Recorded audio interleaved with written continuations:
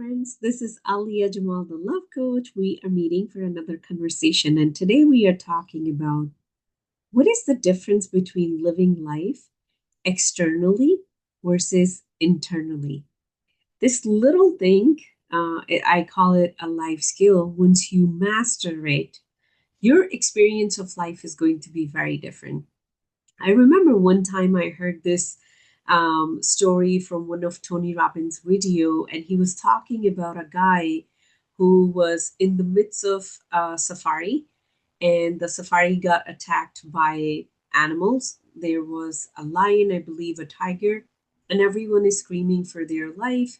And this guy is so chill, and I believe he just made a comment, something like, "Oh, isn't that fun?" Some very mild comment, and everyone is thinking, where does this person live? Like, why this person is not rattled?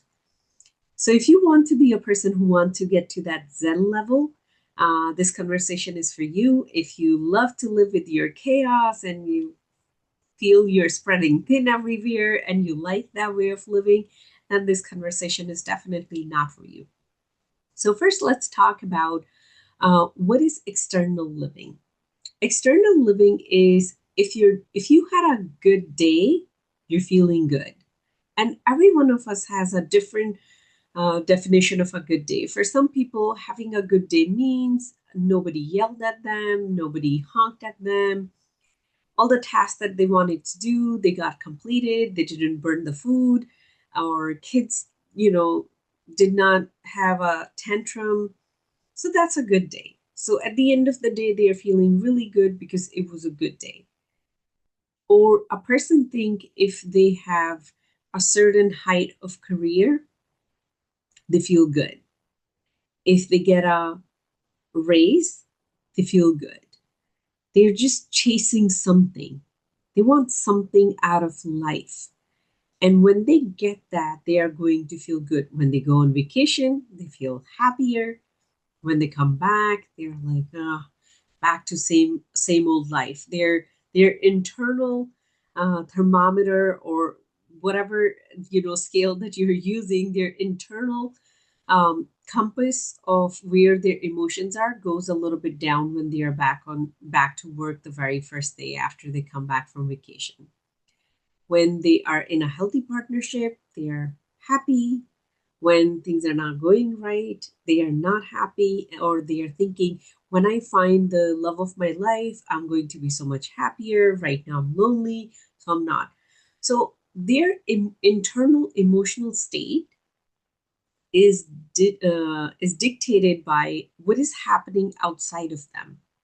They have an outside goal, they have an outside achievement. A lot of women, I'm going to just address women here. A lot of women who label themselves high achievers, I personally am an anti label person, but if you choose to call yourself high achiever, they their emotional state, that's why most of them, they're like, having an anxiety and panic attack most of the time. They just have, like, this bar up here. When I get there, then I'm somebody. And then the bar goes higher. When I get there, I am somebody. Bar goes higher. And sometimes we call that having high standard in life. You can have high standard, but your internal state cannot depend on achieving those standards. That is the difference. And if you can understand just this tiny thing, and if you can learn how to have goals, achieve goals, but do not identify yourself or your self esteem or your being, do not identify that with what you're achieving or creating. Keep that separate. You're complete just the way you are. Yeah, now you want to go out and you want to create all these things. Amazing. Because when we stay attached to that, then our internal state is dependent on it. And generally, we don't even know how to detach because that is how we are conditioned. Think about when you were a little kid. All the girls who all the women who call themselves high achiever, if you look at their childhood, it's very, very similar. Either they are the oldest, generally, or the youngest, a person who wasn't getting much attention. So getting good grades was the only way they were going to get attention. They call themselves go-getter. But that is the energy we are putting out so we can get something out of it. That link is what creates all the anxiety and fear and all the inner turmoil. Because then unconsciously we feel like unless I get there, unless I get to the next step, I mean nothing. I am not enough. Now let's look at another way of existing. And that is my favorite way of existing. And I'm personally still working on it. It's always work in progress. I do find myself when I switch to external and then I bring myself back to internal. Now, what is an internal way of living? That is where you decide how you're going to feel right now. Your kid could have a biggest meltdown in front of everybody. Let's say in the middle of a movie theater or in the mall. Your child can have the biggest meltdown, but you choose to stay calm congruently. Not just pretend like calm, and as soon as you go in the car, you're screaming, you're yelling, or you're slamming doors. That was just suppression. I have personally done that, so I can relate to that. A lot of us, that is how we, um, you know, exist in the society as calm parents. But when we do have the chance to be our real self, that is when we explode. It could be that whether you are at the height of your career or whether you're starting on the bottom, you choose who you want to be, who you want to feel like. You could have an empty bank account and not even a penny to your name, and you can decide that you are the richest person in the world, and you can walk around like that. Now, you might say, well, isn't that fake it till make it?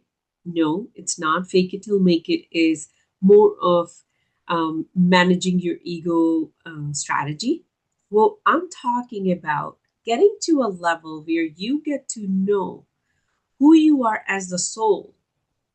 Nothing of this world can ever encompass or contain the magnificent, magical, endless being that you are. Once you have that understanding, you don't need to fake. People who are faking till make it, they have not really discovered their true self yet. They're still like, okay, if I go here, if I go there, like if I follow the crowd, I'll end up somewhere. But when a person in the crowd is moving forward with a very specific goal, they want to figure out who they are outside of their body. They are going to discover it. And once they discover that, once you get to experience your soul, that is when you realize, oh my God, it doesn't matter the label I carry. I could be a VP or I could be like, an entry level position. That can never define who I am. So whether I get a promotion or I don't get a promotion, that cannot dictate how I feel in general, and most importantly, how I feel about myself. The same way, whether you are in a partnership or you're alone, of course, you might have a goal of attracting a better partner or attracting a partner, but at the same time, how you feel about yourself or how you feel day to day is your decision. You get to be happy, joyous, and at peace for real, not the pretend kind. There's a lot of fake empowerment we love to believe in and we love to practice, but my friend, you know that's fake and I know that's fake. We can start with the training wheels, but we cannot keep going on the training wheels. At some point we got to learn who I really am. That makes me so powerful. Now one human alone has the power to change the whole world. And we know human who have existed before. Now, one person was able to change the whole world, both positive and in a negative way. That is how powerful we are. There's no limit to what you can achieve in this lifetime. There's no limit. We all are limitless. When you start discovering that truth about you, that is when you get to a place where you start living internally. You wake up every day feeling whole and complete, and you choose how you're going to interact with your life, interact with whatever happens, whether someone honks at you, if you will be bothered by it, or if you will wish that why people like this exist, why people like this shouldn't even be on the road. Like instead of going that route, you get to be your usual joyous self. Whatever happens outside of you, it does not create a ripple effect within you. You might feel hurt, but you won't stay attached with that hurt. For example, if you're walking down the road and you stub your toe, it's going to hurt. But you're not going to sit there and criticize yourself if only if you would have worn this type of shoes or walked this way or you're so clumsy. Don't go that route anymore. You can face whatever comes to you, but not let it consume you. And that is, my friend, when you can walk through what someone might call the most difficult moment for a human, but you can walk through it without being destroyed by it, without letting it consume you. There's so many of us who are walking around with something that happened 10 years ago, 20 years ago, whether it was loss of a loved one, whether it was loss of a job, whether it was loss of a home, maybe there was a bankruptcy, maybe it's a loss of a child, loss of a marriage, and we are carrying it because we are still wishing if my life was different, I will feel different.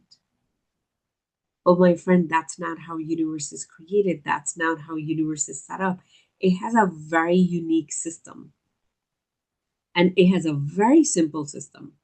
And the system is you are the center of your universe. You decide how you're going to feel. You're going to decide how you're going to label yourself. But that comes after a lot of self-discovery. Not self-discovery of your ego. A lot of us are busy discovering our ego. Of course, that is the first step where we're like, these are all my traumas. These are my, this is the way I throw a tantrum. We stay in that awareness of the ego, but we never get to the level of who I am beyond all this. Who am I beyond my trauma? Beyond the loss that I experienced 10 years ago, 15 years ago. When you start getting to that place, that is when you get to experience living internally. You stop expecting things from humans, no matter who that person is. Because what someone else is going to do for you is not going to have any impact on you because you decide who you are going to be. That is when you truly become a force of sharing and you're not looking for return from other people. That is when you stop getting pissed on other people for the way they are acting, whether it's on the road, whether it's at your workplace, whether it's in your personal home, in your own personal space. Because you know that no one can control you. Only you can control yourself. Because you are that infinite being. So is everyone else. But our loved ones are put there to push very specific buttons so we can expand and grow. Now, when we focus on expansion and growth, then we are not stuck in judgment, wishing they will be different, wishing they'll treat you different. Only if they did that, you'll be happier. No, you get to be happier because you made a decision to be happier. So that is the difference. when you're living externally versus internally.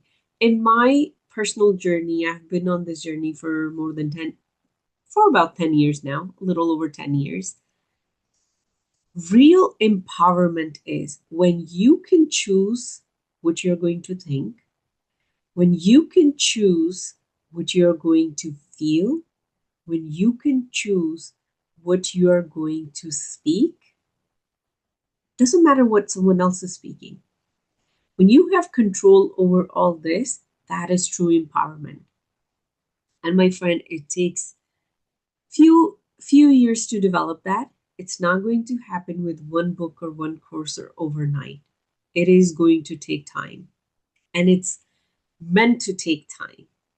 It's supposed to be that beautiful journey that you're going to take in your life, and it's a forever journey. The day the journey is coming to completion, your soul is going to leave the body and move on to other, better, bigger things.